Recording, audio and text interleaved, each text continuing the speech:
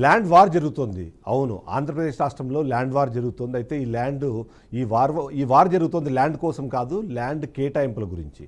ఎందుకంటే గతంలో వైఎస్ఆర్సీపీ అధికారంలో ఉన్నప్పుడు కూడా ఇదే తరహా ల్యాండ్ అలొకేషన్స్ జరిగాయి. అయితే ఈసారి టీడీపీ పార్టీ చేసిన భూ కేటాయింపులు ఏవైతే ఉన్నాయో అవి కొద్దిగా వివాదానికి దారితీసిన పరిస్థితి మనకు కనిపిస్తుంది. అందులో ముఖ్యంగా ఉర్సా క్లస్టర్స్ అనే కంపెనీకి చాలా తక్కువ ధరకే దాదాపుగా 60 ఎకరాల స్థలాన్ని కేటాయించడంపై వైసీపీ ఓవైపు మాట్లాడుతుంటే, ముఖ్యంగా కేశినేని నాని దీనిపైన స్పందించడము, దాని తర్వాత కేశినేని చిన్ని తనపైన 100 కోట్లకు పరువు నష్టం దావా చేస్తానంటూ లీగల్ నోటీస్ పంపించడంతో మొత్తం రాష్ట్ర వ్యాప్తంగా దీని మీద చర్చ అయితే మొదలైపోయింది.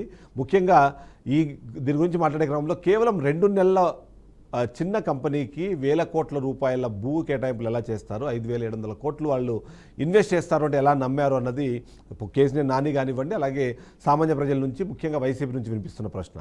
అందులో ముఖ్యంగా మనం చూస్తే మాత్రం ఏదైతే సతీష్ అబ్బూరి అని ఈ కంపెనీకి వన్ ఆఫ్ ది డైరెక్టర్గా ఉన్న వ్యక్తి గతంలో కేసీని చిన్నితో కలిపి కొన్ని వ్యాపారాలు చేశారు కాబట్టి ఆయన బినామీగా ఉన్నారు, ఆయన బినామీకి లాభం చేకూర్చడానికి ఇలాంటి ఘటనలకు పాల్పడ్డారు అన్నది నాని చేసిన వ్యాఖ్య. అంతేకాకుండా ఆయన చేసిన ఆరోపణ.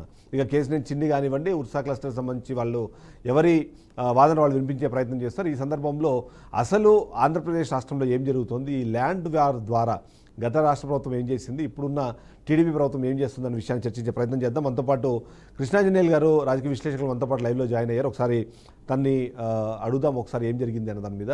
కృష్ణాంజనేయులు గారు, మనం చూస్తున్నాం ఏదైతే ఇవాళ ఆంధ్రప్రదేశ్ రాష్ట్రంలో టీసీఎస్ కంపెనీకి 99 పైసలకి ఎకరా స్థలాన్ని కేటాయిస్తూ తీసుకున్న నిర్ణయం పైన ఎవరు డిస్కస్ చేయట్లేదు. కానీ ఉర్సా క్లస్టర్స్ అనే కంపెనీకి కేటాయింపులు చేయడము, తద్వారా వచ్చిన ఈ వివాదము, ఇవన్నీ చూసి ఎంతో కొంత రాష్ట్రంలో అందరూ ఇబ్బంది పడుతున్నారు, బాధపడుతున్నారు. నిజంగానే భూ కేటాయింపులు అన్నవి రాష్ట్ర ప్రభుత్వము తన అనునయులకి లేదా తన బినామీలకి కేటాయిస్తోందని అనుమానం వచ్చేలాగా ఇవాళ విషయం జరుగుతుంది. గతంలో ఇదే జరిగింది అన్నది టీడీపీ చెప్తున్న వాదన.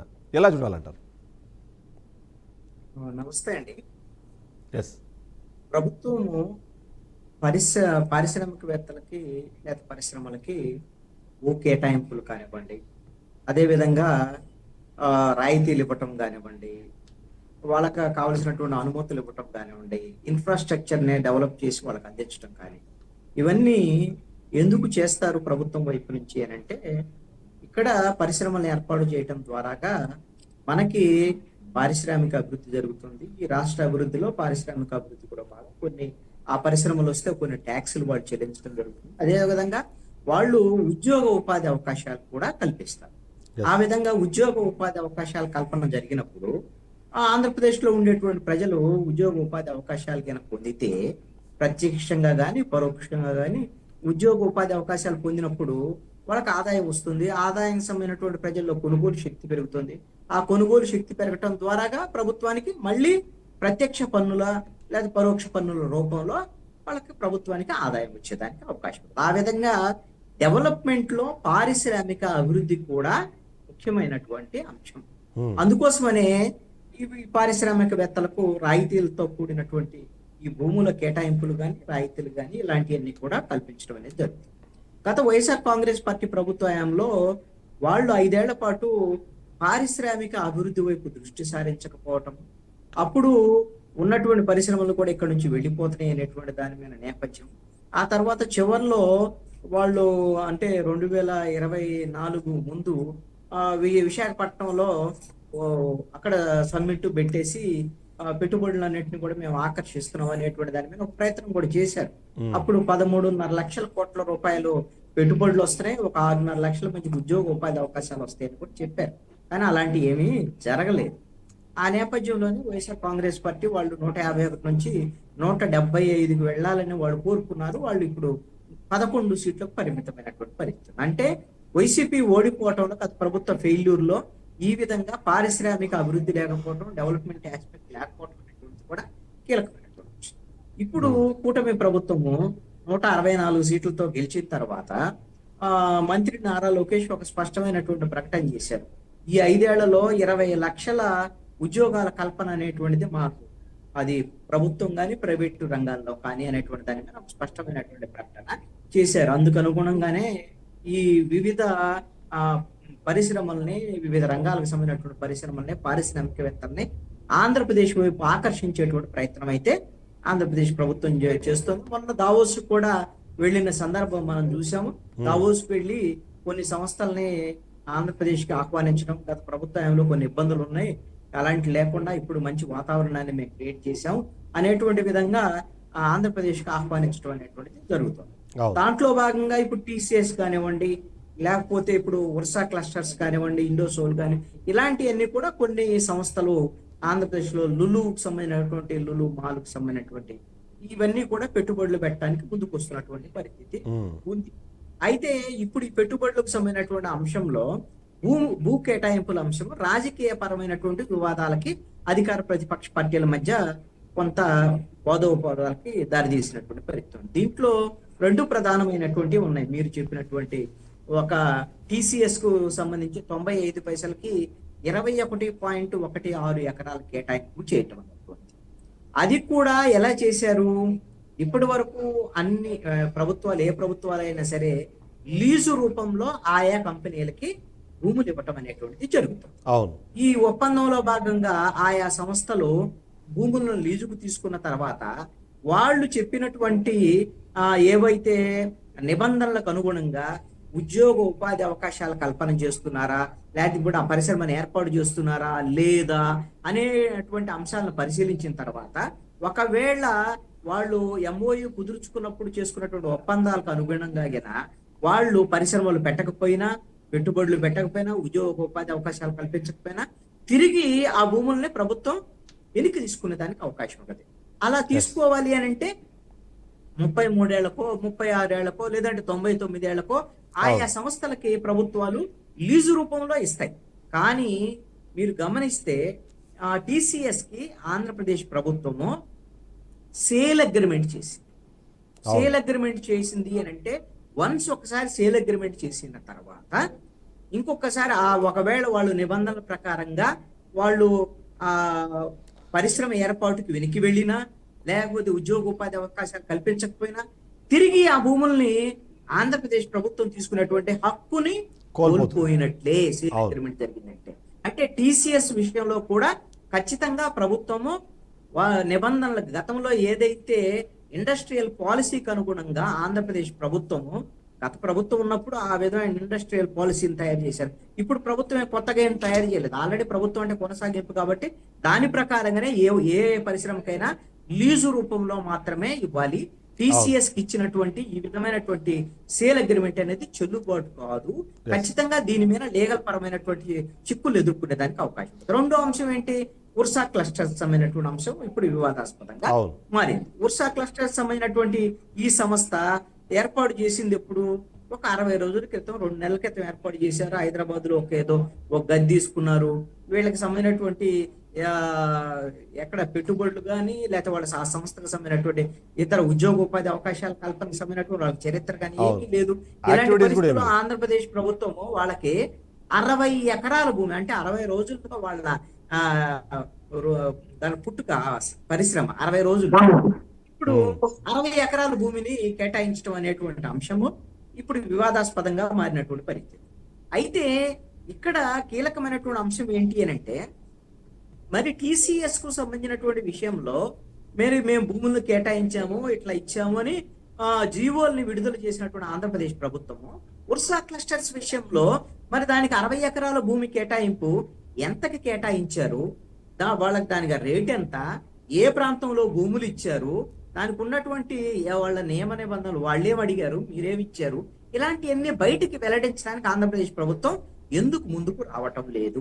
ఇది ప్రధానమైనటువంటి ప్రశ్న. ఇప్పుడే అనుమానాలు మరింత బలపడుతున్నాయి. కానీ ఉషా క్లస్టర్స్ ఎప్పుడైతే దీని మీద వివాదం చెలరేగంగానే వాళ్ళు ఒక ప్రెస్ నోట్ రిలీజ్ చేశారు. దాని ప్రకారము 50 లక్షల చొప్పున కొద్ది భూమి, ₹1 చొప్పున మరికొద్ది భూమి మాకు కేటాయించారు, 99 పైసలకు కాదు అన్నదాన్ని చెప్పే ప్రయత్నం చేశారు. సో ఇక్కడ అఫీషియల్గా ఎలాంటి అనౌన్స్మెంట్ లేదు, కానీ వాళ్ళైతే ప్రెస్ నోట్ ద్వారా ఆ ఇన్ఫర్మేషన్ని ఇచ్చే ప్రయత్నం చేశారు. దాన్ని ఎలా చూడాలంటారు?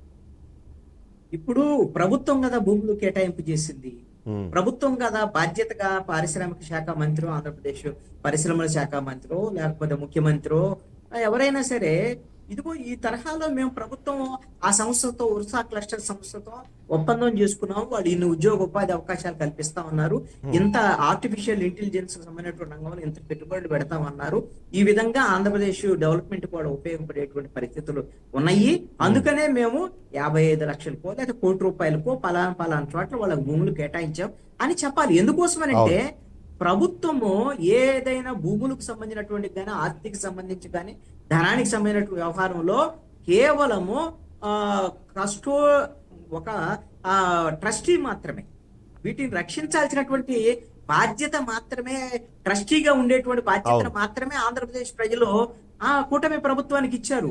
నువ్వు ట్రస్టీగా ఉండాల్సినటువంటి నువ్వు ఆ విధంగా భూములు కేటాయించడం తప్పని అని ఎవరు అంటం లేదండి. ఎలా కేటాయించారు, మీ మధ్య ఒప్పందాలు ఏంటి, ఆ సంస్థకు ఉన్నటువంటి వాళ్ళ క్యాపబిలిటీ ఏంటి, ఇక్కడ వాళ్ళ ఉద్యోగ ఉపాధి అవకాశాల కల్పన కానీ పెట్టుబడుల విషయంలో కానీ లేదు అని అంటే ఇప్పుడు వైఎస్ఆర్ కాంగ్రెస్ పార్టీ ఆరోపణ చేస్తుంది. విజయవాడ ఎంపీ కేసినేని చిన్నికి సంబంధించినటువంటి వాళ్ళ కుటుంబీకులు, వాళ్ళకి సంబంధించినటువంటి ఇంతకు ముందు సంస్థల్లో ఉన్నటువంటి వాళ్ళు, ఇప్పుడు అబ్బూరు సతీష్ లేకపోతే ఇతరకు సంబంధించినటువంటి వీళ్ళందరూ కూడా ఇవన్నీ కూడా బినామీ కంపెనీ కావాలని ఇది ఒక హవాలా రూపంలో డబ్బుల్ని చేతులు మార్చడం కోసం ఈ విధంగా కేటాయింపులు చేసే పార్టీగా ఉన్నటువంటి వైఎస్ఆర్ కాంగ్రెస్ పార్టీ ఆరోపిస్తుంది. వైఎస్ఆర్ కాంగ్రెస్ పార్టీకి ఎంపీగా పోటీ చేసినటువంటి కేసినేని నాని కూడా ఇలాంటి ఆరోపణే చేస్తున్నారు. కాబట్టి ఇప్పుడు బాధ్యతగా ఆ కంపెనీకి సంబంధించినటువంటి వాళ్ళు చెప్పేటువంటి అంశం కాదండి, ప్రభుత్వము ఇక్కడ వాస్తవం ఏంటి అనేటువంటి విషయాన్ని ప్రభుత్వం వాళ్ళు దానికి సంబంధించి ప్రకటన చేస్తే ఈ మొత్తం అన్నిటికీ ఒక ఫుల్ స్టాప్ పడుతుంది. కానీ అటువైపు అయితే ప్రభుత్వం ఆలోచిస్తున్నట్లేదు, ఎందుకంటే ఎవరికి వాళ్ళు ఇప్పుడు మనం ఇవాళ కూడా మనం చూస్తున్నాము, ఇప్పటికీ వైఎస్ఆర్సీపీకి సంబంధించిన వాళ్ళు దాన్ని 99 పైసలకి కేటాయించారని చెప్తున్నారు. కానీ టీడీపీ వాళ్ళు మాత్రం అసలు అది నెంబర్ ఎవరు చెప్పారన్న దాన్ని చెప్పే ప్రయత్నం చేస్తాం. ఒక నిమిషం మీరు లైన్లోనే ఉండండి. మచ్చా స్వాతి గారు టీడీపీ నాయకులు మనతో పాటు ఫోన్ లైన్లో సిద్ధంగా ఉన్నారు, ఒకసారి తన్ని అడిగి తెలుసుకునే ప్రయత్నం చేద్దాము. స్వాతి గారు సార్ నమస్తే. సార్ నమస్తే అండి. ఇవాళ మనం చూస్తున్నాము ఆంధ్రప్రదేశ్ రాష్ట్రంలో ఇవాళ భూకేటాయింపులు చేసే క్రమంలో కేవలం ఇది ఒక బినామీ యాక్టివిటీ తప్ప అక్కడ రాష్ట్ర అభివృద్ధి కానివ్వండి లేకపోతే పారిశ్రామిక అభివృద్ధికి సంబంధించి ఎలాంటి ఆలోచన టీడీపీ ప్రభుత్వానికి లేదు అన్నది ఇవాళ వైసీపీ ఒక ఆరోపణ చేస్తుంది. మీరేమంటారు? సార్ వాస్తవంగా మనం మాట్లాడుకుంటే మనకు అక్కడ జరిగేది ఏంటనేది కూడా మన అందరికీ కూడా ఒక అవగాహన అనేది తెలుస్తుంది సార్. అది అంటే భారతదేశం అంతా ఒక సమస్య గురించి ఆలోచిస్తుంది ఇప్పుడు, అవునా కదా సార్? యాక్చువల్ గా మన అందరం కూడా ఫేస్ చేయాల్సిన ప్రాబ్లం ఒకటి ఉంది. వీళ్ళకి ఏంటంటే ఓన్లీ రాజకీయం, ఓన్లీ ఎట్లా అంటే ఒక టీడీపీ మీద ఏ విషయం మీద మనం ఒకటి బురద జల్లితే ఎలా ఉంటది, వాళ్ళు ఎలా రియాక్ట్ అవుతారు, వాళ్ళని మనం ఎలా ఇది చేస్తే వాళ్ళు ఎలా స్పందిస్తారనే ఉద్దేశంతో ఇవన్నీ లేపడం తప్ప అక్కడ అసలు విషయమే లేదు సార్. సో ఇప్పుడు ఉర్సా క్లస్టర్స్ అన్న కంపెనీ ఏదైతే ఉందో అది హైదరాబాద్ కేంద్రంగానే రిజిస్టర్ అయింది. గతంలో తెలంగాణ రాష్ట్ర ప్రభుత్వం కూడా దావోస్ దాకా వెళ్ళి 5,000 కోట్లకు సంబంధించి ఒక ఒప్పందం చేసుకొని వచ్చినప్పుడు ఇదే కంపెనీ మీద అదే తరహా ఆరోపణలు వినిపించాయి. ఆ ఆరోపణలు వచ్చిన తర్వాత 2 నెలల తర్వాత 3 నెలల తర్వాత మళ్ళీ అగైన్ మరి ఆంధ్రప్రదేశ్ ప్రభుత్వం కూడా అదే కంపెనీకి 5,700 కోట్లకు సంబంధించిన ఒప్పందాలపైన సంతకాలు చేయాలని ఆలోచన చేయడం అంటే ఏమీ లేని ఒక కంపెనీకి 10,700 కోట్ల రూపాయల పెట్టుబడి ఎక్కడి నుంచి తీసుకురాగలుగుతారని ఆలోచించలేని పరిస్థితుల్లో ఇవాళ టీడీపీ పార్టీ ఉందా అన్నదే చాలామందికి ఉన్న ప్రశ్న. ఇప్పుడు ఏమీ లేదు అనేది అక్కడ ఇప్పుడు మనం ఇప్పుడు వైఎస్ఆర్ గవర్నమెంట్ లో చూసుకుంటే సార్ సెక్రటేరియట్ ను కూడా తాకట్టు పెట్టిన గవర్నమెంట్ అది, అవునా కదా సార్? అంటే ఒక గవర్నమెంట్ సెక్రటేరియట్ ను కూడా తాకట్టు పెట్టి గవర్నమెంట్ రన్ చేయాలని చూసింది. ఇవాళ ఆంధ్ర గవర్నమెంట్ టీడీపీ గవర్నమెంట్ ఏమీ లేని కంపెనీకి 10,000 కోట్లు తెచ్చిందని వాళ్ళు ఎలా చెప్పగలుగుతారు సార్? అంటే తీసుకురాలేదనే కదా అందరు చెప్తుంది. వాళ్ళు కూడా 10,000 కోట్లు మీరు తీసుకురాలేరు, అలాంటి కంపెనీని నమ్మి మీరు 1,000 కోట్ల ప్రాపర్టీని అలా దారాదత్తం ఎందుకు చేశారు అన్నదే ప్రశ్న. అవును సార్, ఇప్పుడు దారాదత్తం చేశారని అడుగుతున్నారు వాళ్ళు. ఇప్పుడు మనం అక్కడ కంపెనీ ఏం లేదు, మీరు ఎట్లా దారాదత్తం చేశారని అడుగుతున్నారు వాళ్ళు. కరెక్టే కదా సార్. ఇప్పుడు ఏమీ లేదనే దానికి వాళ్ళకి ఎలా ప్రూఫ్ చెప్తారు సార్? వాళ్ళు ఏమీ లేదనేది ఎలా చెప్తారు ప్రూఫ్స్? రైట్, మాట అనేది కాదు కదా సార్, అవునా కదా? ఒక గవర్నమెంట్ లో ఉన్నప్పుడు, ఒక గవర్నమెంట్ రన్ చేస్తున్నప్పుడు ఈజీగా మీరు ఎలా చేశారని ఎలా క్వశ్చన్ చేస్తారు? అంటే ఒక మాట అనాలి అంతే. ఒక మాట అంటే వాళ్ళు ఆలోచిస్తారు, ఒక బురద అనేది చల్లాలి. ఒకటైపోయింది, ఇప్పుడు ఒకదానేమంటే ఇష్యూస్ చేస్తున్నారు, ఇంకా ఏదో ఒక ఇష్యూ చేయాలి. చేస్తే వాళ్ళు ఏదో రకంగా రెస్పాండ్ అవుతారు, వాళ్ళని ఏదో రకంగా డిస్టర్బ్ చేయాలి. ప్రజల్ని ఏదో రకంగా తప్పుదావ పట్టించాలి. ఇది తప్ప వేరే ఆలోచనే లేదు సార్.